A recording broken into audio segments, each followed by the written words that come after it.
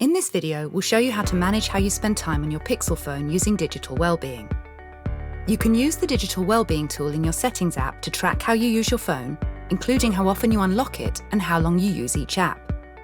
To find digital well-being, go to your home screen and swipe up to see all your apps. Open your Settings app. Scroll down to find digital well-being and parental controls. To view a chart of how you've been using your phone today, tap Dashboard. You can use the drop-down menu above the chart to check your screen time, notifications received, or times opened. You can also limit how much time you spend on an app each day. If you tap on the screen time chart and scroll down, you'll find a list of the apps you've been using. To limit screen time on a specific app, tap the timer icon next to the app and choose how much time you'll allow yourself to use that app.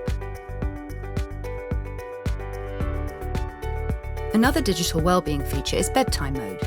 It tints your screen in dim lighting and also switches to a grayscale display before your set bedtime, so that sounds from calls or notifications don't disrupt you while you're resting. Bedtime Mode turns on Do Not Disturb.